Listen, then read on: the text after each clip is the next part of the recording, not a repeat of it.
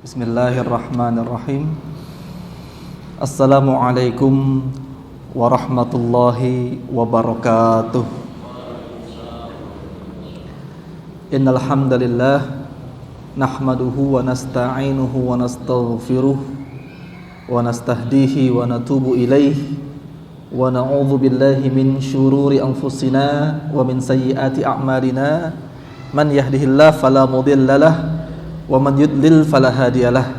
Wa asyhadu an la ilaha illallah wa asyhadu anna Muhammadar Rasulullah sallallahu alaihi wasallam. Ya ayyuhalladzina amanu taqullaha haqqa tuqatih wa la tamutunna illa wa antum muslimun. Ayyuhal ikhwah, para hadirin rahimani Allah wa iyyakum. Hari ini kembali kita lanjutkan kajian rutin kita dan pembahasan tema yang akan dikaji pada pagi hari ini sampai kurang lebih setengah jam ke depan adalah tentang haramnya perbuatan zina. Ya, materi kita haramnya perbuatan zina serta dampak buruknya. Jamaah yang dirahmati Allah Subhanahu wa taala, sebagaimana yang kita tahu apa itu zina, ya ini sudah populer sekali. Tanpa didefinisikan pun, baik secara bahasa maupun istilah, kita semua faham. Tapi tetap kita akan sampaikan nanti apa itu makna bahasa, makna istilah dan lain sebagainya. Tapi yang jelas ini perbuatan, bukan perbuatan manusia. Ya, kita ini manusia yang diciptakan oleh Allah Subhanahu wa taala, berbeda dengan makhluk Allah lain seperti binatang. Jadi perbuatan zina ini sebenarnya perbuatan binatang yang menggila di kalangan manusia, gitu ya. Bahkan menjadi tren di masyarakat dunia. Jadi pada dasarnya zina ini perbuatan binatang. Ya, binatang kalau ketemu dengan betinanya atau betina ketemu dengan pejantannya, mereka tidak ada yang namanya ikatan pernikahan. Ketika mereka bersyahwat, mereka langsung menyalurkan syahwatnya. Nah, ini binatang. Nah, manusia tentu berbeda dengan binatang. Tetapi sayangnya perbuatan ini, perbuatan zina, merebak bukan hanya di kalangan hewan-hewan, tetapi juga di kalangan manusia. Nah, ini bisa kita perhatikan ya. Kita bisa baca berita-berita di mana tempat-tempat perzinaan itu merebak, baik di kota-kota besar maupun di kota-kota kecil, baik di Amerika, Eropa, bahkan di benua Asia, serta di Afrika juga sudah banyak sekali. Ya, di pedalaman-pedalaman Afrika, ya, di negara-negara Asia, bahkan tidak terkecuali di negara kita ini. Negara kita juga terjadi banyak perzinaan, tempat-tempat perzinaan, dan tidak jarang kita baca berita-berita tentang adanya seks party, ya, seks party atau pesta seks yang diadakan oleh anak-anak remaja.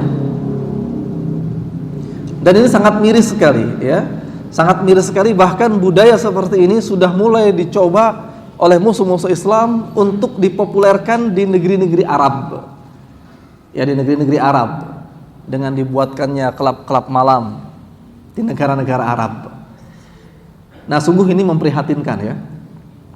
Jadi perbuatan zina ini perbuatan yang sangat buruk. Dan ini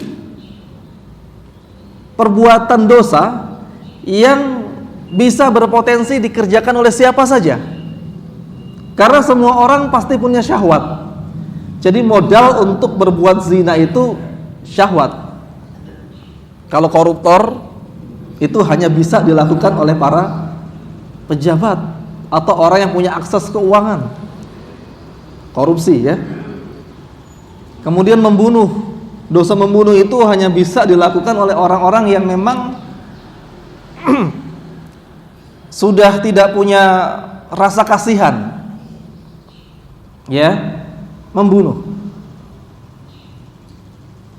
Tapi perbuatan zina ini Ini bisa dilakukan oleh siapa saja, baik remaja, dewasa, kaya, miskin, tua atau muda, baik penduduk kota maupun penduduk desa. Ya, jadi jangan kita anggap remeh perbuatan zina mah hanya terjadi di kota-kota. Oh, tidak. Di desa-desa juga ada. Ya. Bahkan di desa-desa itu perbuatan zinanya tidak terekspos oleh media massa. Faktanya ada. Ya, faktanya ada. Terjadi aborsi di mana-mana.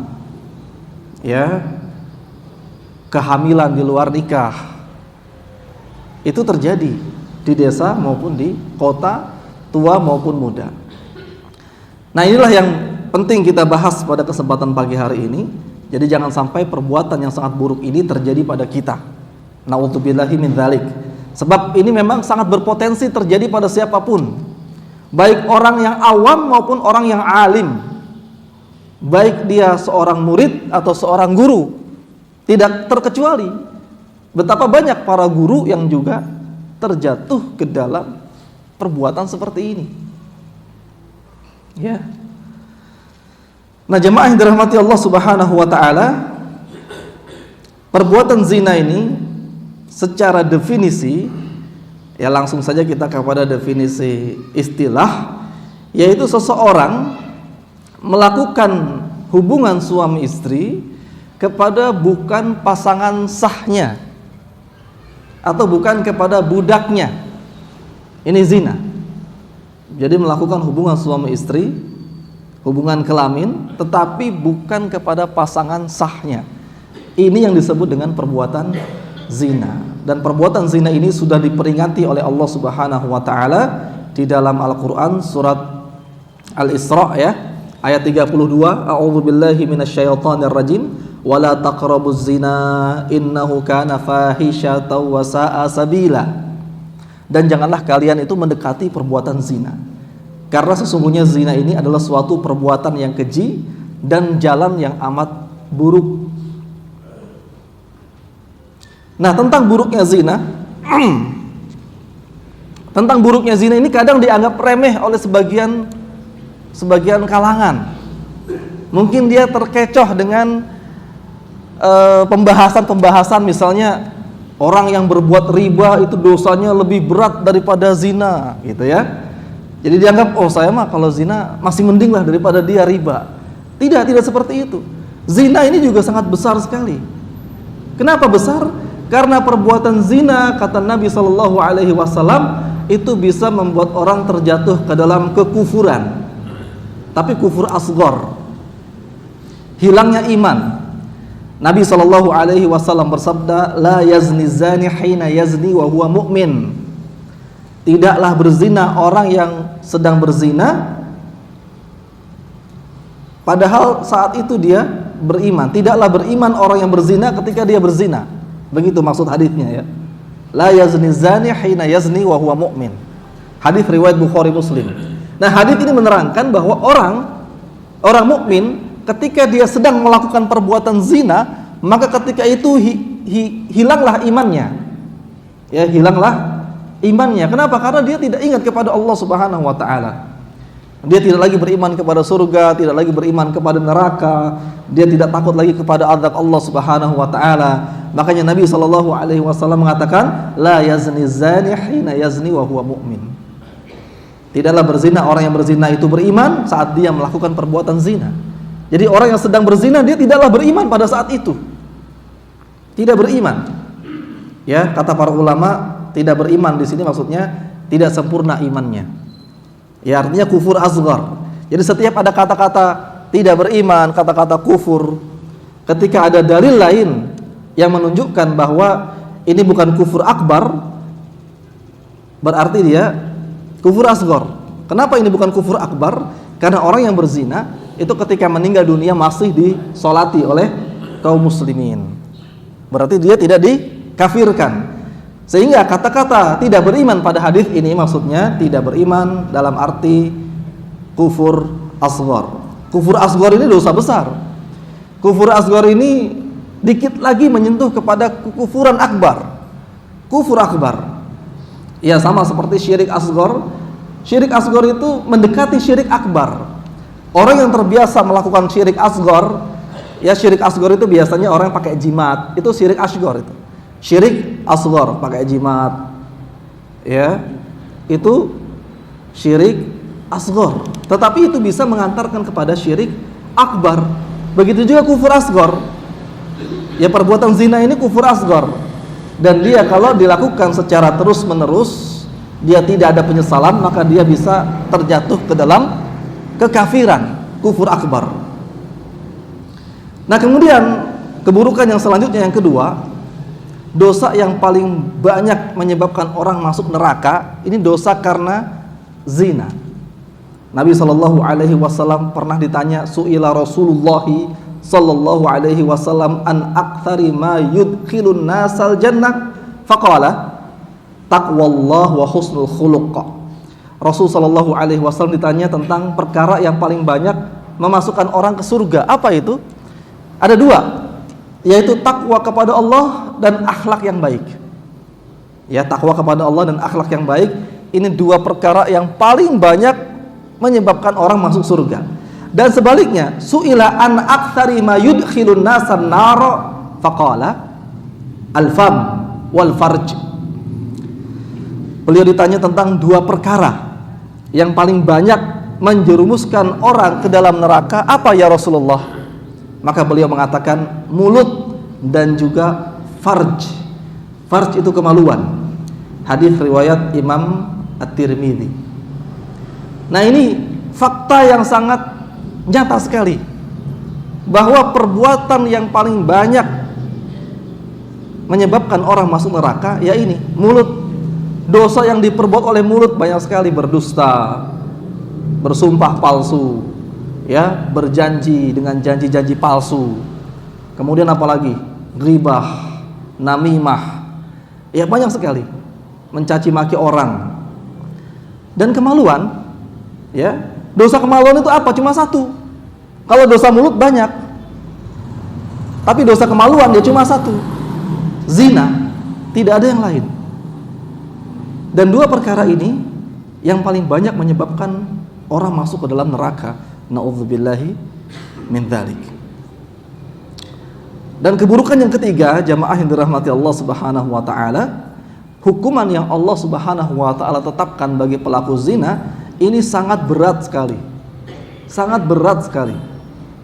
Ya, sebagaimana yang kita tahu bahwa orang yang berzina adalah dicambuk sebanyak 100 kali. Ya, dicambuk 100 kali bagi yang ghairu muhsan, bagi yang belum pernah menikah. Adapun bagi yang sudah menikah, ini hukumannya dirajam. Ya, dirajam. Bisa kita bandingkan hukuman. Kalau ada orang bilang perbuatan riba lebih besar dosanya dari zina, tapi apakah ada hukum riba itu dirajam? Ada tidak orang berbuat riba dirajam? Oke, dia katakan, oh dia riba, dia dosanya lebih besar daripada zina. Zina masih agak mending. Tapi apakah ada orang riba dirajam? Nah, orang berzina ini dirajam. Na'udzubillah min dzalik. Kalau kita berbuat zina, na'udzubillah, sementara kita sudah menikah, maka dirajam. Rajam itu hukuman yang diterapkan oleh negara Islam dengan menghukum orang tersebut di hadapan orang banyak. Ditanam tubuhnya separuh badan, kemudian disaksikan oleh orang-orang, dilempari dengan batu kerikil. Batu kerikilnya bukan sebesar ini ya, lebih kecil lagi, supaya dia merasakan sakitnya, merasakan penyiksaan di dunia. Dan ini pernah terjadi di masa Nabi SAW kepada seorang wanita Ghamidiyah. Wanita Ghamidiyah ini dia mengaku kepada Nabi SAW pernah melakukan perbuatan zina. Ya. Dan memang kebanyakan hukuman rajam ini diterapkan karena pengakuan di zaman Nabi SAW. Karena sangat sulit sekali membuktikan seseorang terjatuh pada zina. Dia harus membutuhkan 4 orang saksi. Dan 4 orang saksinya ini harus benar-benar melihat seperti ember yang masuk ke dalam sumur. Kalau cuma 1 orang tidak diterima persaksiannya, 2 orang tidak diterima, 3 orang tidak diterima, 4 orang dan 4-empatnya ini bersumpah bahwa dia melihat orang itu melakukan zina sebagaimana ember masuk ke dalam sumur, maka baru diterapkan hukuman, diterima persaksiannya. Dan ini sangat sulit, makanya di zaman Nabi hampir tidak ada. Ya bahkan saya juga belum tahu apakah ada orang yang dituduh berzina dengan 4 orang saksi kemudian dijatuhi hukuman cambuk atau hukuman rajam. Kebanyakan mereka itu adalah pengakuan, ya pengakuan sendiri. Sebab memang sangat sulit untuk menuduh zina. Karena kalau tuduhan tidak terbukti, maka yang menuduh itulah yang akan dihukum. Begitu ya. Makanya orang nggak boleh sembarangan nuduh orang berzina, karena dia sendiri nanti yang dihukum, karena sudah mencemarkan nama baik seseorang. Nah, jemaah yang dirahmati Allah Subhanahu wa taala, hukuman di dunia ini, hukuman zina dan hukuman di dunia maupun akhirat, orang berzina dengan mahram ini lebih berat daripada berzina dengan non mahram. Di dalam hadis dikatakan, man waqa'a ala dzati mahramin faqatuluhu. Siapa yang menzinahi mahramnya maka bunuhlah dia. Ya, bunuhlah dia. Nih, hadis riwayat Al-Hakim dan hadisnya sahih. Jadi sekali lagi ini dosa yang sangat besar, tidak bisa diremehkan. Ya, kalau orang berzina dengan mahram, naudzubillah min dzalik, hukumannya dibunuh. Karena sangat rusak sekali. Ini perbuatan binatang. Yang berzina dengan mahram itu binatang. Begitupun yang bukan mahram, ya sama, perbuatan binatang juga. Kemudian yang keempat, jemaah yang dirahmati Allah Subhanahu wa taala, perbuatan zina ini adalah sebagai pertanda dekatnya hari kiamat. Ya, tersebarnya perbuatan zina adalah pertanda dekatnya hari kiamat. Rasulullah sallallahu alaihi wasallam bersabda, min asyratis saati ay yaqilal ilmu wa yadhharul jahlu wa yadhharuz zina wa takthurun nisa wa yaqillar rijal hatta yakuna lil khamsina imra'atanil qayyimul wahid. Di antara tanda-tanda kiamat adalah sedikitnya ilmu dan tersebarnya kebodohan. Ini tanda-tanda kiamat. Ada 2 tanda. Pertama, sedikitnya ilmu, tersebarnya kebodohan, dan yang ketiga, merebaknya perzinaan. Merebaknya perzinaan. Kemudian tanda keempat, wanita akan semakin banyak jumlahnya dan pria akan semakin sedikit jumlahnya. Sampai-sampai salah seorang pria bisa menzinahi 50 wanita karena kejahilan terhadap agama. Hadis riwayat Bukhari. Jadi satu laki-laki berzina dengan 50 wanita. Itu mendekati akhir zaman. Karena sedikitnya laki-laki, ya, kata para ulama ini karena banyaknya peperangan-peperangan, sehingga banyak laki-laki yang terbunuh, sementara janda-janda semakin banyak, gadis-gadis semakin banyak, dan perzinaan juga semakin banyak. Sampai satu orang berzina dengan 50 wanita. Ya nggak boleh. Orang nikah itu batasnya 4. Kalaupun jumlah wanita banyak, sampai hari kiamat syariat menikah poligami atau ta'addud itu hanya boleh 4, tidak boleh sampai 50. Terus bagaimana nasib yang 46 gitu ya? Yang 46 bagaimana? Ya itu nasib mereka. Mereka tidak kebagian suami. Jadi jangan sampai alasan kasihan akhirnya dilakukan hal seperti ini. Dan ini adalah kenyataan nanti yang akan terjadi, dan kita wajib beriman bahwa hal seperti ini nanti akan terjadi, dan tanda-tanda seperti itu sudah mulai terlihat. Apa tanda-tanda yang selanjutnya? Kata Nabi SAW, kiamat tidak akan terjadi sampai orang-orang bersetubuh di pinggir-pinggir jalan layaknya keledai. Dan Ibnu Umar berkata, apakah betul hal itu akan terjadi wahai Nabi SAW? Maka beliau meyakinkan, iya, itu nanti akan terjadi. Orang akan berzina di jalan-jalan, di jalan-jalan. Dan Nabi SAW dalam hadis yang lain, ya, mengatakan bahwa hatta yaqula ar-rajulu ila imra'ati fayaftarishuha fit tariq fayakunu khiyaruhum yawma idzin man yaqul law wa ra'aitaha wa ra'a hadzal ha'id. Ya, sampai-sampai orang terbaik pada waktu itu hanya bisa berkata, cobalah engkau lakukan di balik dinding ini. Ya, ini hadis riwayat Abu Ya'la, dan ini hadis yang sahih juga, menguatkan hadis yang tadi. Ya, menambahkan hadis keterangan yang tadi bahwa orang berzina di jalan-jalan, sampai orang yang paling baik saja hanya bisa mengatakan kalau seandainya kamu lakukan di balik tembok, jangan di pinggir jalan. Itu orang yang paling baik hanya bisa seperti itu perkataannya. Dan hal seperti ini juga sepertinya sudah terjadi di zaman sekarang. Ya, kalau kita nih ketemu orang di pinggir jalan lagi berpacaran, kira-kira apa yang kita katakan? Kita paling hanya bisa berkata, kamu jangan pacaran di sini. Kamu jangan pacaran di sini. Paling hanya bisa seperti itu. Dan di akhir zaman juga nanti seperti itu. Ketika ada orang berzina di pinggir jalan, orang soleh hanya bisa mengatakan, kamu jangan berzina di sini.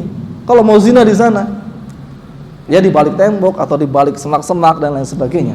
Hanya bisa begitu. Saking merebaknya dominasi kemaksiatan. Jadi ketika di masyarakat kita kemaksiatan mendominasi, maka kebaikan akan luntur. Jadi makanya kita ini berusaha membentuk masyarakat Islami supaya masyarakat kita itu didominasi oleh kebaikan. Ya, seperti kalau kita punya gelasnya diisi dengan air berwarna hitam, itu kalau kita isi dengan air putih yang banyak, maka air yang berwarna hitamnya akan semakin pudar, dan lama-lama akan hilang. Ini yang disebut dengan arus dominasi kebaikan. Tapi kalau air yang bersihnya sedikit, gelas itu ya nggak berubah warna, tetap hitam. Malah air yang sedikitnya yang kalah. Ya, air bersihnya yang kalah, yang ikut-ikutan hitam. Dan ini yang terjadi ketika masyarakat didominasi oleh norma-norma yang non-Islami.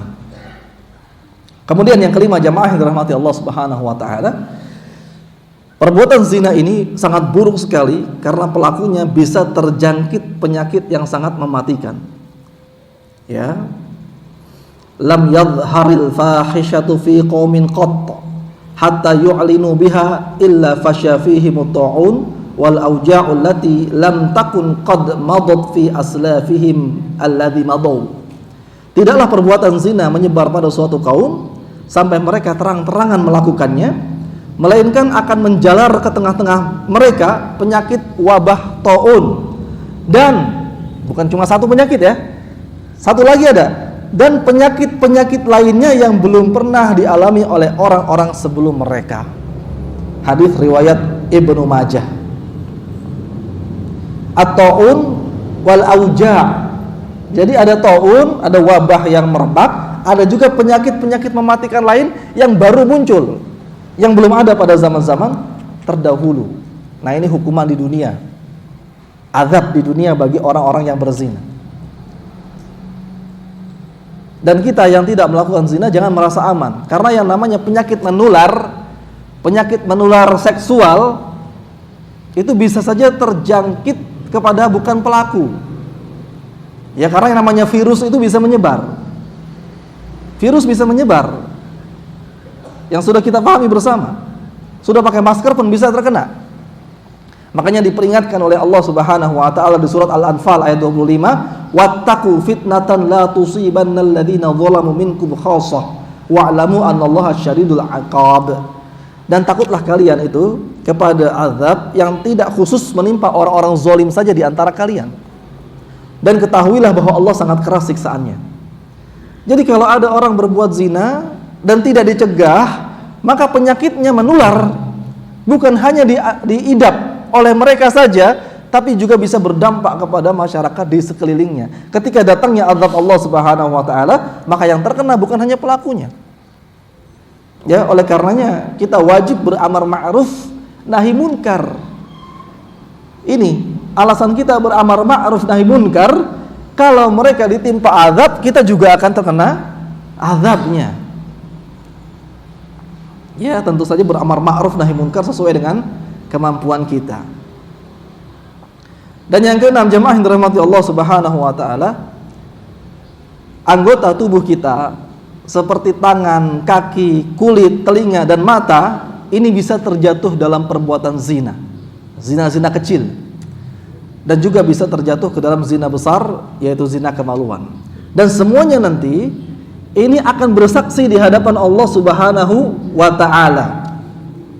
Di surat An-Nur ayat ke-24, yauma tashhadu alaihim alsinatuhum wa aydihim wa arjuluhum bima kanu ya'malun. Pada hari kiamat itu, lidah, tangan, dan kaki mereka menjadi saksi atas apa yang dahulu mereka kerjakan di dunia. Jadi ketika kita melakukan perbuatan maksiat, maka semuanya nanti akan bersaksi di hadapan Allah Subhanahu wa ta'ala, dan seseorang akan dipermalukan di hadapan Allah Subhanahu wa ta'ala. Kemudian dampak buruk yang ketujuh, jamaah yang dirahmati Allah Subhanahu wa ta'ala, perbuatan zina ini bisa merusak nasab manusia. Jadi nasab orang jadi tidak jelas, dia anaknya siapa. Kemudian bisa juga menjatuhkan harga diri, wibawa atau nama baik seseorang. Ya, harga diri, wibawa, nama baik itu jatuh, langsung jadi buruk. Ya, seorang artis misalnya, ya, artis terkenal, banyak fansnya, ketika dia terjatuh dalam perbuatan zina, langsung buruk. Ya, langsung dikecam, langsung dimusuhi oleh banyak pihak, langsung dicaci maki dan lain sebagainya. Begitu juga dengan orang-orang penting. Ya, tidak peduli jabatannya apa, entah dia pejabat daerah, pejabat pusat, atau dia pejabat di lingkungan kantor tertentu, ketika dia terjatuh dalam perbuatan zina, maka harga dirinya akan rusak.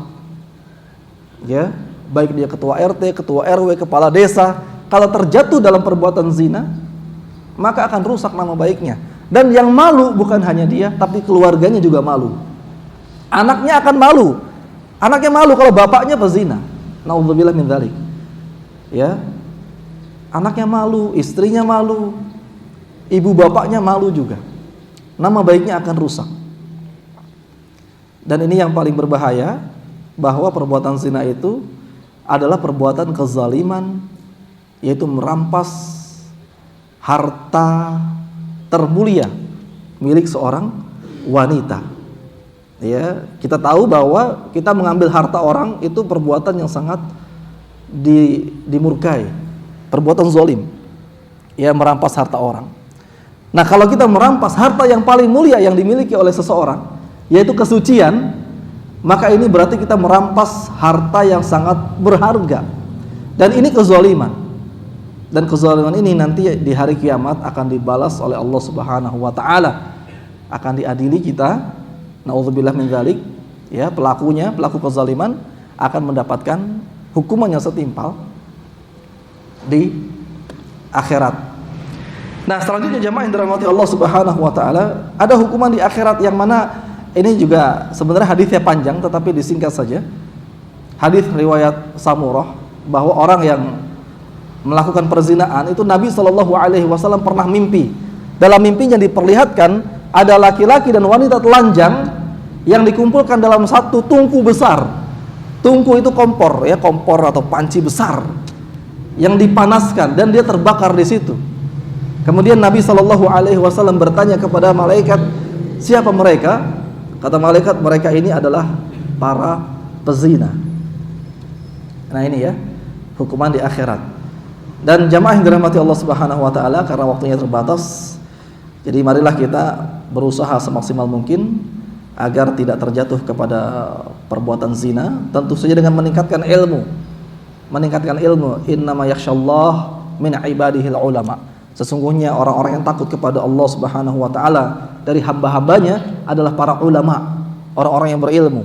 Jadi semakin kita mengenal Allah Subhanahu wa ta'ala, semakin kita dalam ilmunya tentang Allah, tentang akhirat, maka kita berharap kita semakin takut kepada Allah, tidak terjatuh ke dalam perbuatan zina, dan menjauhi segala macam sarana-sarana menuju perzinaan. Ya, jangan didekati, wala taqrabu zina. Dan pemicu zina ini bukan hanya dari kalangan laki-laki, tapi juga bisa dari kalangan wanita. Ya, sebagaimana kita ingat kisah Nabi Yusuf alaihi salam, itu yang menggoda wanitanya. Wanitanya yang menggoda. Kemudian juga ada seorang kisah karomah, seorang wali, ya. Di zaman dahulu ada seorang yang digoda oleh ada seorang wanita yang buruk akhlaknya, mengajak kepada perbuatan zina. Kemudian dia mengunci pintunya, dan si laki-laki soleh ini dia mencari cara gimana supaya lolos dari godaan wanita ini.